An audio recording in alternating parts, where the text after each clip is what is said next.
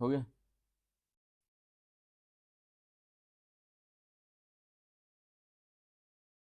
So welcome back to our YouTube channel everyone. आज हम class 10th के chapter 2 जो कि है नेशनलिज्म इंडिया, उसके कुछ पास्ट ईयर क्वेश्चंस करेंगे। ठीक है, तो विदाउट वेस्टिंग अवर टाइम हम स्टार्ट करते हैं बेटे क्वेश्चंस के लिए।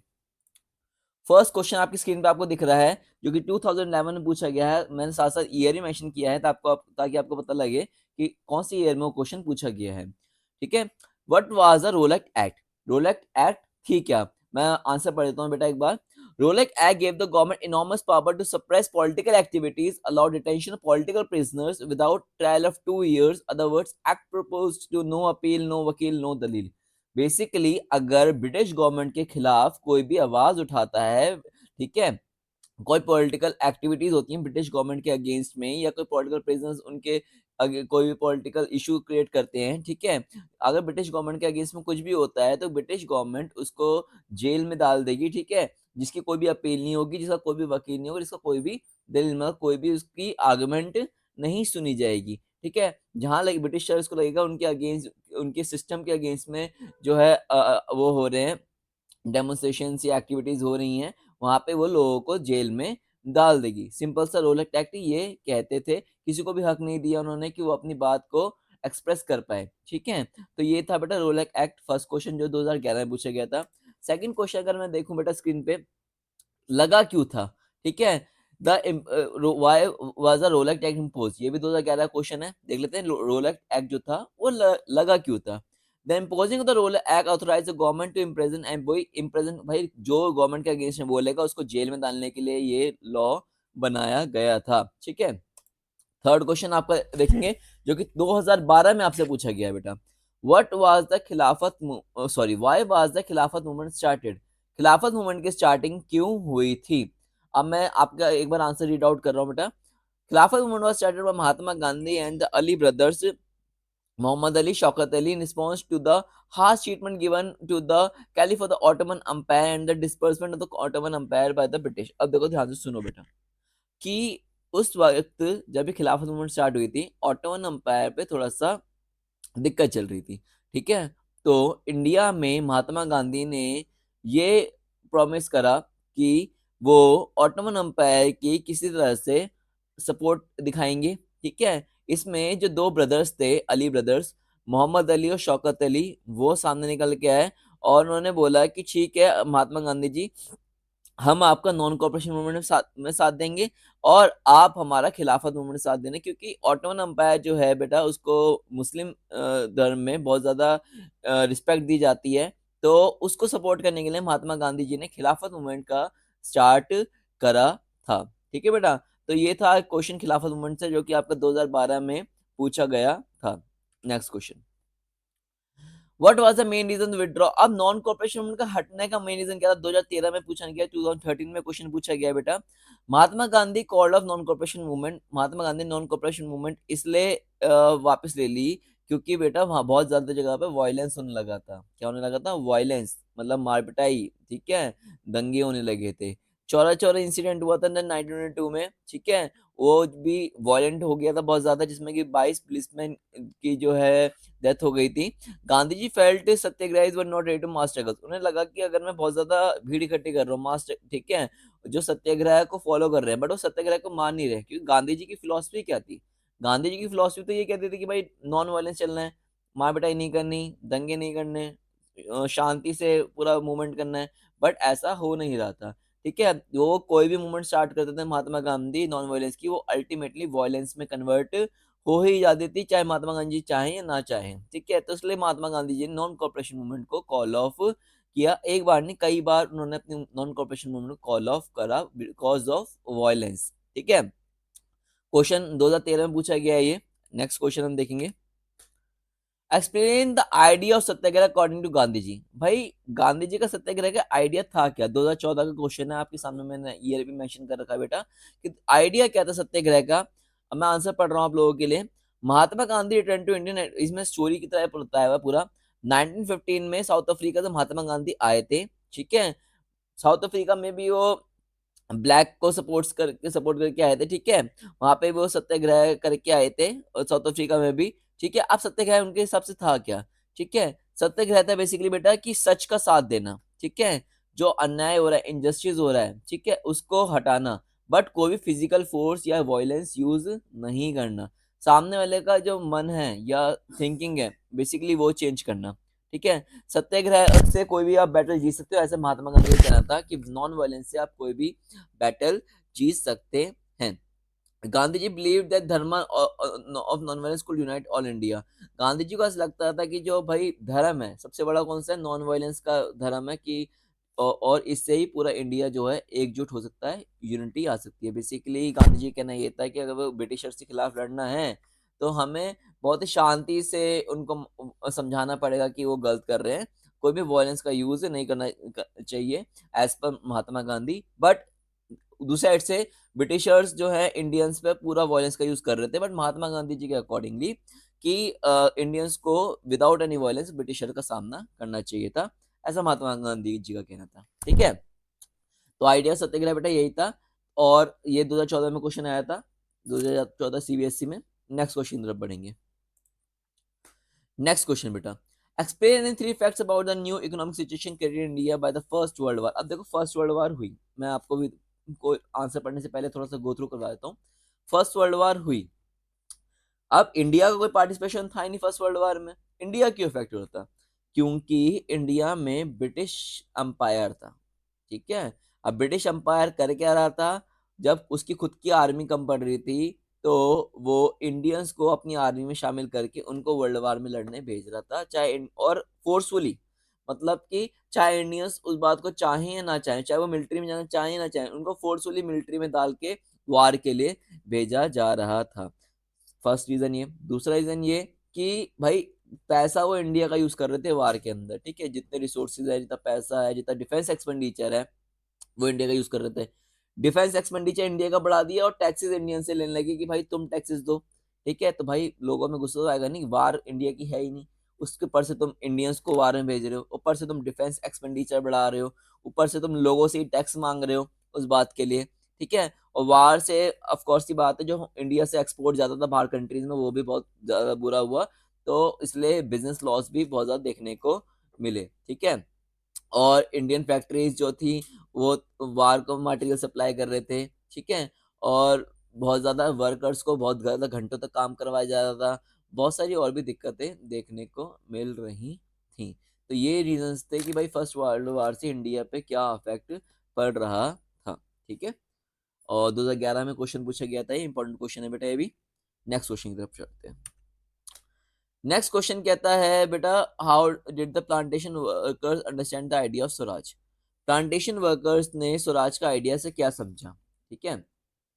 एक मैं आपको क्वेश्चन में दिखा देता हूँ, प्लांटेशन वर्कर ने स्वराज के आइडिया से क्या समझा। For the plantation worker of Assam, Swaraj meant freedom to move freely in and out of confined space in which they all are enclosed, and also be able to keep the link with their native village intact. Under the Inland Immigration Act of 1859, plantation worker were not allowed to leave their tea garden without permission. देखो मैं समझाता हूँ पूरा चल के आ रहा है answer में।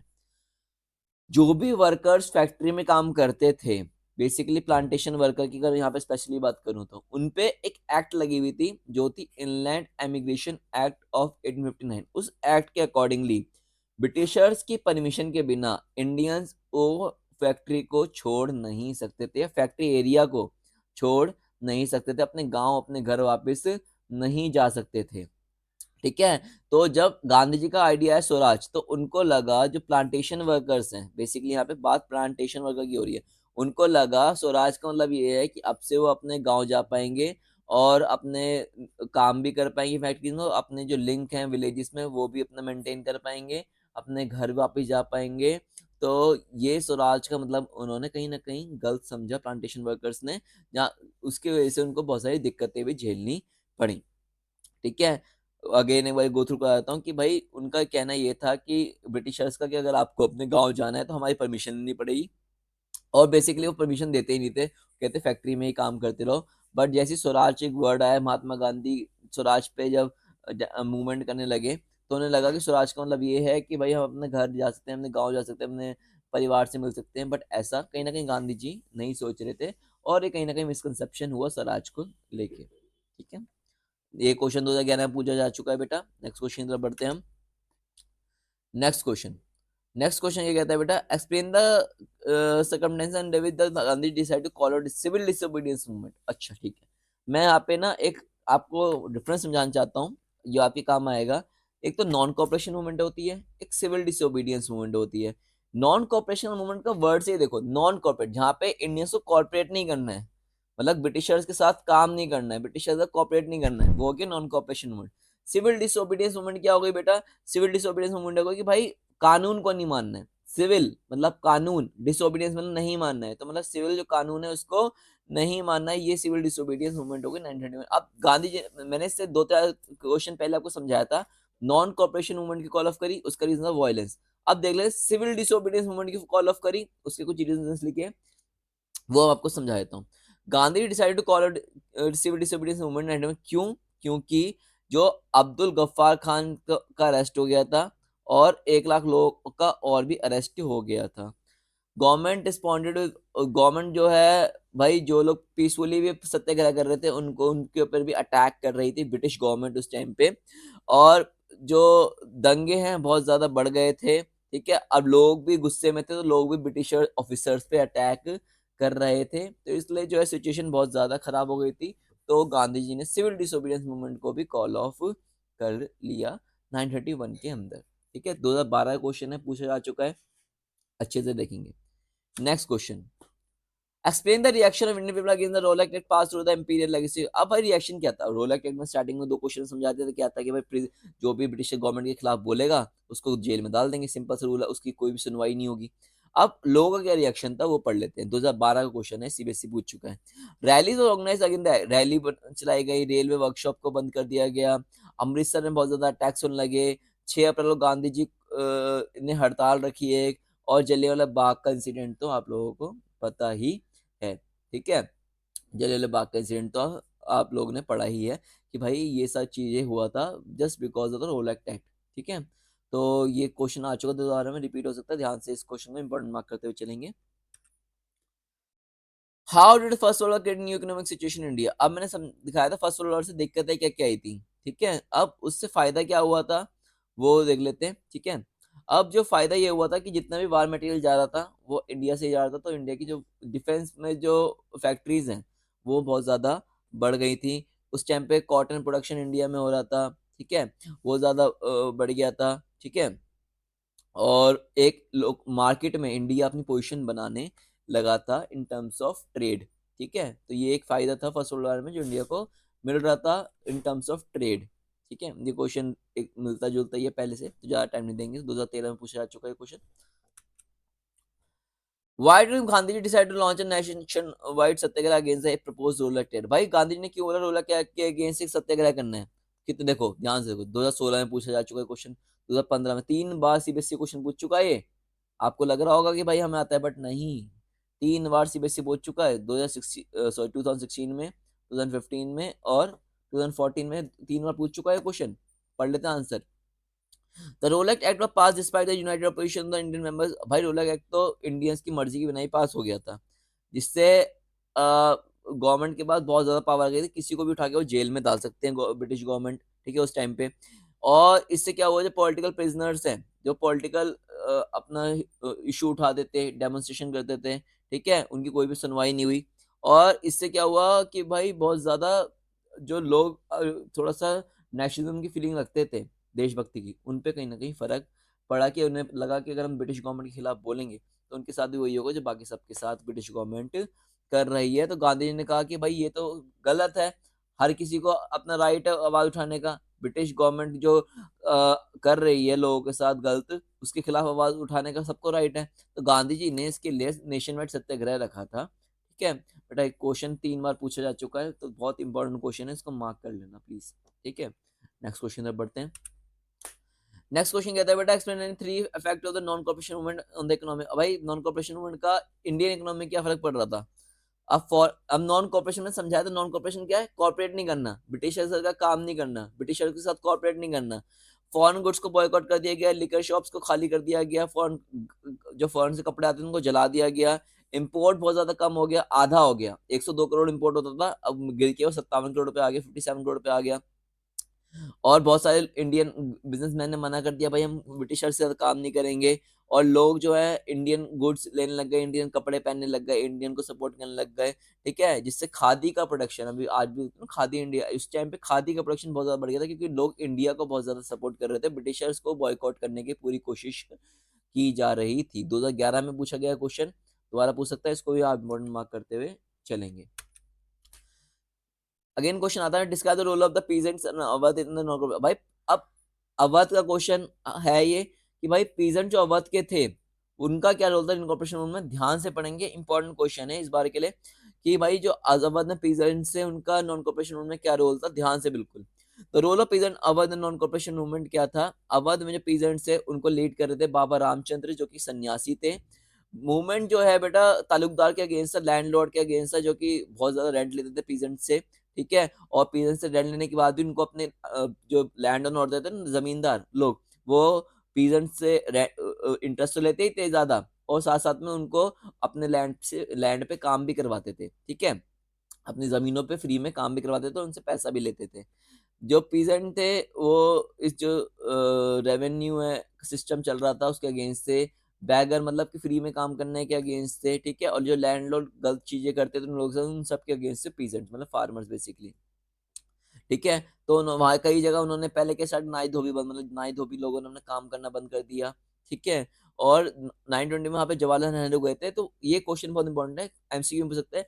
1920 में जब जवाहरलाल नेहरू अवध गए सारी सिचुएशन को समझने, उन्होंने एक ओध किसान सभा का फॉर्मेशन किया। देखते ही देखते वो ओध किसान सभा 300 हो गए। ठीक है, ओथ किसान सभा क्या था, एक तरह का होता है कि वहां पे अपना फार्मर जाके कंप्लेंट रजिस्टर करा सकते थे और अपना सोल्यूशंस मिल सकता था उनको। ऐसा करके महात्मा जवाहरलाल नेहरू जी ने ओथ किसान सभा का सेटअप करा।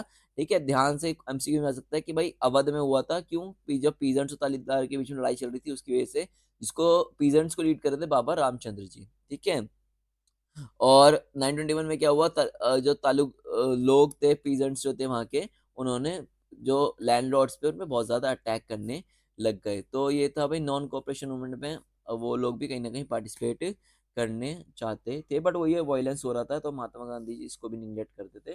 भाई वायलेंस तो महात्मा गांधी को चाहिए ही नहीं था। ठीक है, ये क्वेश्चन 2012 में पूछा जा चुका है, बड़ा ध्यान से, अवध का क्वेश्चन इंपॉर्टेंट है। और यहाँ पे एक इम्पोर्टेंट ये है कि जब जवाहरलाल नेहरू जी अवध गए थे इस सिचुएशन को समझने के लिए, उन्होंने ओध किसान सभा का फॉर्मेशन किया था 1920 में। ठीक है, ये आपके लिए इंपॉर्टेंट है। नेक्स्ट क्वेश्चन, अब सॉल्ट मार्च बहुत बहुत बहुत इंपॉर्टेंट क्वेश्चन है बेटा, इसको तो मार्क कर लो आप। सॉल्ट मार्च 2014 में आया था, 2014 में आपसे ये क्वेश्चन पूछा गया था, दोबारा पूछ सकते हैं। महात्मा गांधी जी को लगा कि भाई सॉल्ट बहुत जरूरी है, सॉल्ट तो अमीर भी खाता है, गरीब भी खाता है, इंडियन भी खाता है, ब्रिटिश का भी खाता है, बट सॉल्ट पे लॉ था कि ब्रिटिशर्स ही सॉल्ट को बनाएंगे। ब्रिटिशर्स ने एक ऐसा कानून बनाया हुआ था कि ब्रिटिशर्स ही सॉल्ट को बना सकते हैं फैक्ट्रीज में, और इंडियंस सॉल्ट को नहीं बना सकते, और सॉल्ट के ऊपर वो इंडियन से टैक्स लेते थे। ठीक है, तो उस सब को खत्म करने के लिए महात्मा गांधी जी ने दांडी मार्च स्टार्ट किया। ठीक है, और दांडी की तरफ बढ़े, उनके साथ 78 वॉलंटियर्स और थे। 24 दिन लगे उनको 10 मील कवर करने में। ठीक है, और जहाँ पे वो पहुंचे दांडी में, उन्होंने इस कानून को तोड़ा और नमक बनाने के लोगों को दिखाया, लोगों को भी इंस्पायर किया तुम भी नमक बनाओ। ठीक है, कोई कानून मानने की जरूरत नहीं है, नमक पे सबका अधिकार है, सॉल्ट पे सबका अधिकार है, कोई टैक्स भरने की जरूरत नहीं, सॉल्ट टैक्स, और कोई भी आपको ऐसा कानून मानने की जरूरत नहीं कि आप घर में नमक या फैक्ट्री में नमक नहीं रख सकते। इंडियंस को इंकरेज किया कि आप भी अपना सॉल्ट फॉर्मेशन कर सकते हैं। ये हो गए सिविल डिसोबीडियंस, क्योंकि यहाँ पे महात्मा गांधी जी कह रहे हैं कानून को ना मानने की बात कर रहे हैं, कौन से कानून को, सॉल्ट लॉ को ना मानने की बात कर रहे हैं। आज की क्लास का लास्ट क्वेश्चन बेटा 2015 में पूछा गया है कि 5 मेजर प्रॉब्लम क्या थी फर्स्ट वर्ल्ड वार में। मैं आपको बता चुका हूँ बार बार कि ये क्वेश्चन 2015 में पूछा गया, मतलब कि ये क्वेश्चन 3 बार सीबीएसई अपने एग्जाम्स में पूछ चुका है। वही पहला कि भाई डिफेंस एक्सपेंडिचर बढ़ गया था, जिसकी वजह से लोग से ज्यादा टैक्स लिए जा रहे थे, लोगों को जबरदस्ती वार में भेजा जा रहा था, कई जगह पे इंडिया का क्रॉप फेलियर हो गया था, जिसकी वजह से भाई खाने पीने में बहुत ज्यादा दिक्कतें हो गई थी। उस टाइम पे बीमारी फैल गई थी इन्फ्लुएंजा, जिससे बहुत सारे लोगों की डेथ हो रही थी। ठीक है, और इस टाइम पे जो है खिलाफत इशू भी चल रहा था, जिसकी वजह से बहुत ज्यादा इंडियंस प्रॉब्लम फेस कर रहे थे। 2015 का क्वेश्चन है, और बार बार सीबीएसई फर्स्ट वर्ल्ड वार के बारे में पूछ रहा है। इंडिया में क्या इफेक्ट होता है, तो इसको आप इंपॉर्टेंट मार्क करके रखो बेटा, बार बार सीबीएसई क्यों पूछ रहा है। तो ठीक है बेटा, आज की क्लास के लिए इतने ही क्वेश्चन रखते हैं। नेक्स्ट क्लास में आपके लिए और क्वेश्चन लेके आऊंगा, सीबीएसई जो पास ईयर पूछ चुका है। तो आप चैनल को यूज कर सब्सक्राइब करिएगा, ठीक है। तो थैंक यू बेटा आज की क्लास के लिए, बाय बाय।